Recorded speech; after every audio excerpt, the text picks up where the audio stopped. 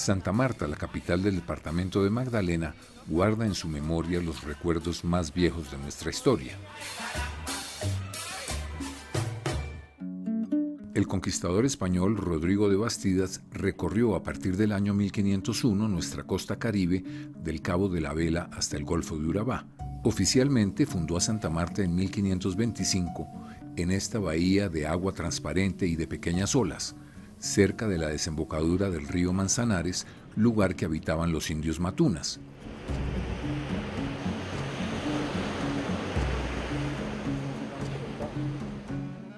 Los indígenas de esta zona desarrollaron procesos urbanos admirables, como lo confirman las ruinas arqueológicas de Pueblito, hoy en el Parque Tayrona, y la sorprendente Ciudad Perdida en la Sierra Nevada de Santa Marta, que fue descubierta por saqueadores de tumbas hace tan solo 41 años y que todavía guarda sus misterios. Por Santa Marta pasaron los conquistadores Gonzalo Jiménez de Quesada, que fundaría luego a Santa Fe de Bogotá, y Pedro de Heredia, que fundaría a Cartagena. Esas dos ciudades superaron después en importancia a Santa Marta, que decayó por los asaltos de piratas holandeses, franceses e ingleses. De las primeras construcciones de la ciudad no quedó nada, pues Santa Marta fue incendiada más de 20 veces durante 150 años. De los fuertes solo se encuentran hoy las ruinas del de San Fernando, parcialmente destruidas por el ejército en el 2013, y el de la Isla del Morro, que no se ha restaurado aún.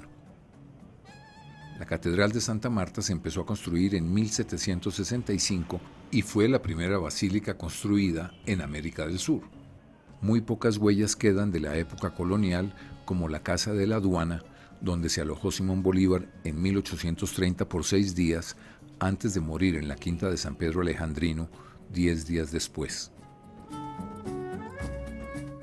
A finales del siglo XIX, la demanda por el banano creció en Estados Unidos y la compañía estadounidense United Fruit Company se instaló en la llamada zona bananera cerca de Fundación.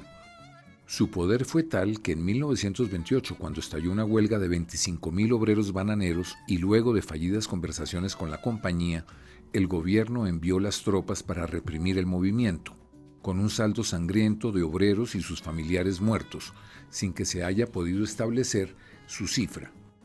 Sin embargo, una comunicación del embajador estadounidense Jefferson Caffery al secretario de Estado en Washington sostiene que el representante en Bogotá de la United Fruit Company le informó que el número de huelguistas muertos por el ejército colombiano supera los 1,000.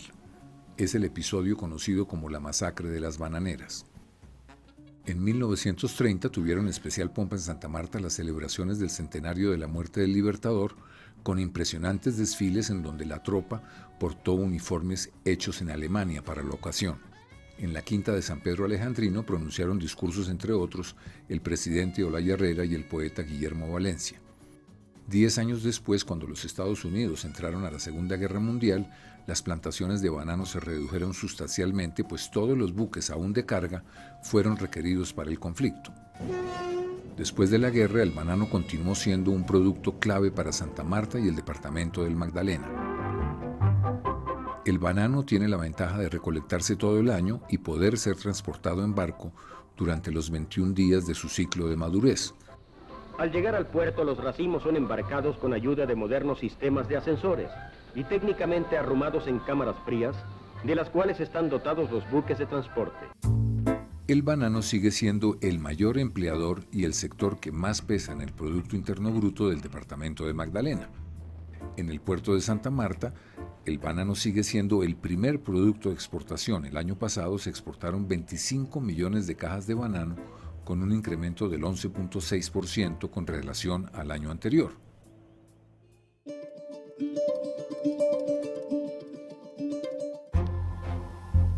Desde la mitad del siglo pasado, por sus bellas playas, Santa Marta ha atraído a millones de turistas.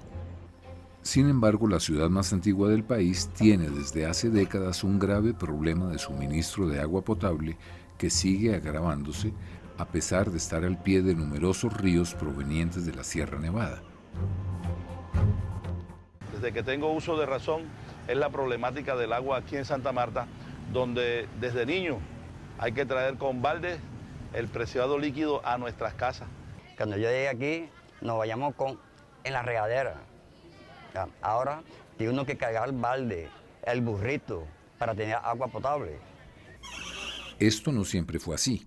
Los amarios exhiben con orgullo el acueducto, cercano a la Sierra Nevada, que es considerado el mejor del país. Suministra agua químicamente pura, en abundancia y a gran presión. En ese entonces Santa Marta contaba con 60.000 habitantes. Hoy está cercana a los 600.000 y la planta de tratamiento de 1936 sigue siendo la misma con algunas ampliaciones. Esta planta se surtió primero con el agua del río Manzanares y desde el 2008 también con el agua del río Piedras.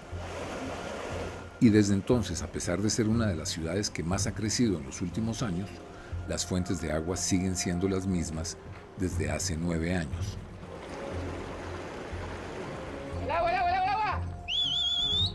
En el 2009 registramos la dura situación que vivían varios barrios de Santa Marta que para subsistir tenían que comprar el agua en bidones que repartían los zorreros.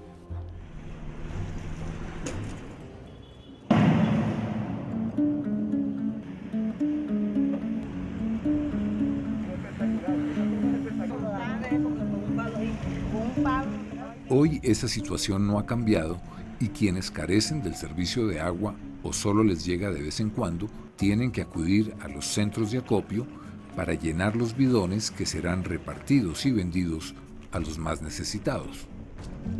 Para quienes están conectados a las redes, el agua no tiene la presión suficiente para tomar una ducha. Para lograrlo hay que tener una alberca como depósito y una motobomba que lleve el agua al tanque que está en los techos. Sin alberca y motobomba hay que bañarse con totuma. ¿Y cómo es la situación en las cocinas? Ahí está abierto. Ahí está abierto. Entonces, ¿qué tiene que hacer usted para poder sobrevivir?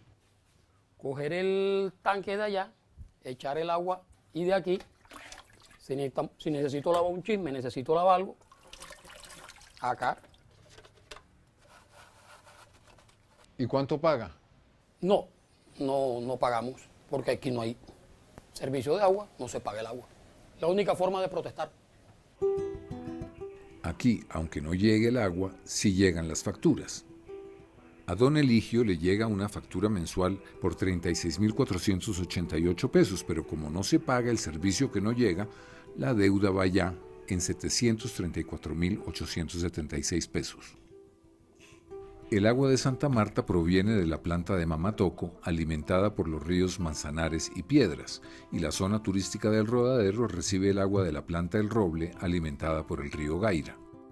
El operador del acueducto de Santa Marta hasta hace una semana era Metroagua, una filial del grupo español INASA. Para la zona de Santa Marta, el Rodadero y sus alrededores se requieren hoy 2.500 litros de agua por segundo, y solo le llegan a las dos plantas de tratamiento 1.500 litros.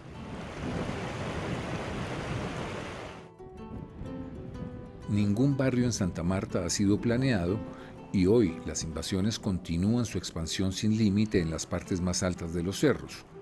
Las invasiones son patrocinadas por políticos que ofrecen a cambio del voto tuberías, transformadores y a veces pavimento.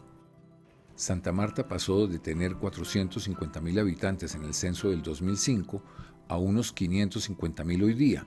Desde hace 17 años la compañía española Metroagua tenía un contrato para administrar el agua en Santa Marta, pero la insatisfacción de los usuarios con la prestación del servicio condujo a su expulsión.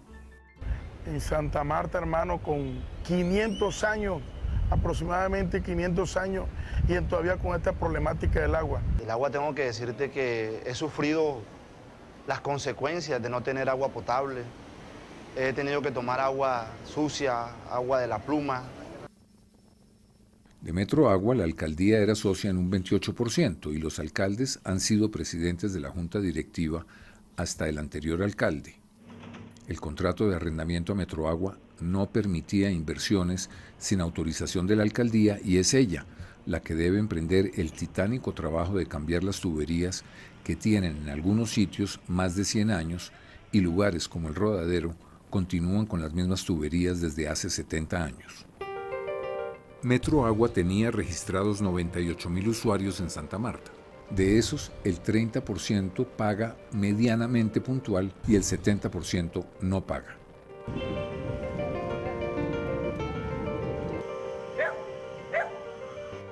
Hay 25.000 piratas pegados al tubo sin pagar un solo peso y se siguen autorizando construcciones en zonas donde no hay ni acueducto ni alcantarillado.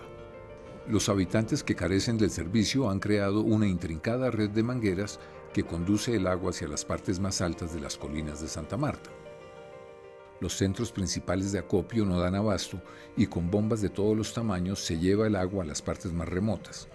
Se estima que estas mangueras consumen el 57% de la poca agua que tiene Santa Marta. Todo este bombeo legal e ilegal debilita la presión y en parte por ello no se puede suministrar agua sino por horas y por sectores, siendo el sector privilegiado el del turismo al que menos le quitan el agua. Aquí estamos, los amarios que decidimos caminar hoy para levantar nuestra voz a tanta humillación. Luego de 17 años de servicio, la alcaldía pidió la salida de Metro Agua y fue respaldada por la recolección de 230.000 firmas en los últimos 3 meses. Los amarios salieron a las calles para manifestar su descontento con el deficiente servicio del agua y su movimiento triunfó. Metro Agua devolvió la infraestructura el 18 de abril y será la firma Proactiva, también de españoles y que maneja actualmente los acueductos de Tunja, Cúcuta y Montería, la que comienza a administrar el de Santa Marta. Proactiva tendrá que seguir operando con un déficit de agua que por no tener nuevas fuentes solo tenderá a agravarse. Usted fue el primer alcalde elegido popularmente en Santa Marta y suscribió el contrato con Metroagua. Ese Metroagua no es el mismo de hoy, ¿no? Totalmente distinta, porque esa era una sociedad de economía mixta, en donde el municipio tenía el 51% y los particulares el 49%. Y era una unidad administrativa que tenía pocos empleados. Nada tenía que ver con los españoles ni con INASA. El propietario de todo era el municipio, que le entregó las redes, las plantas de tratamiento, los pozos a esa unidad administrativa y tenía como obligación esa unidad administrativa o sociedad de economía mixta de pagarle al distrito o al municipio el 33% del recaudo bruto mensual, más 180 millones de pesos anual. ¿Y eso desapareció? Eso desapareció, se diluyó o lo desaparecieron o lo revelaron de esa obligación a la actual Metroagua, o sea, a los españoles, a INASA. ¿Quién? Eso es lo que hay que averiguar. Averiguamos si los alcaldes que cambiaron el contrato inicial para favorecer a Metroagua fueron Luis Cuello, Jaime Solano, Hugo Géneco, varias veces alcalde y condenado por corrupción, José Francisco Zúñiga, condenado por parapolítica, y Juan Pablo Díaz Granados, hoy viceministro de Agricultura. En Colombia no pasará nada. En cambio, hace 4 días fueron detenidos en España por corrupción 12 funcionarios de la compañía Canal Isabel II, cuya filial en Colombia es INASA, accionista mayoritario de los acueductos de Barranquilla y Santa Marta. Se les acusa de corrupción y de llevarse sus ganancias sin hacer inversiones para el mejoramiento de redes y la calidad del servicio, con la complicidad de los alcaldes de turno. En este escándalo están involucrados Edmundo Rodríguez, cabeza de la operación de INASA en Colombia y quien fuera presidente de la empresa barranquillera AAA, y Diego García Arias, colombiano y alto ejecutivo del grupo INASA en Colombia. El problema de Santa Marta desde siempre ha sido el problema del agua. ¿Cómo se va a arreglar ese problema? El operador se va, asumimos la operación de manera transitoria. Entre tanto, con el gobierno nacional terminamos de ejecutar una ruta, la ruta de largo plazo, que prevé unas inversiones de 2.8 billones de pesos, 1.5 del gobierno nacional, 1.3 de la ciudad y los ciudadanos, donde vamos a traer agua del Magdalena como solución definitiva para los próximos 50 años. Esa es la solución definitiva para los próximos 50 años, la construcción de una nueva PETAR a la altura de Toribio y Córdoba con 2 fuentes nuevas y la renovación de redes de agua potable y agua servida. Realmente es un proyecto, el proyecto más importante para la ciudad, porque vamos a resolver de manera definitiva y estructural el problema de aguas en la ciudad de Santa Marta y de agua servida. Esta solución proviene de un estudio de la Universidad de los Andes que propone traer el agua del río Magdalena hasta Santa Marta. Costo del proyecto 2.8 billones de pesos que hoy no se sabe de dónde saldrían. Si el proyecto se iniciara mañana, se terminaría en 8 años.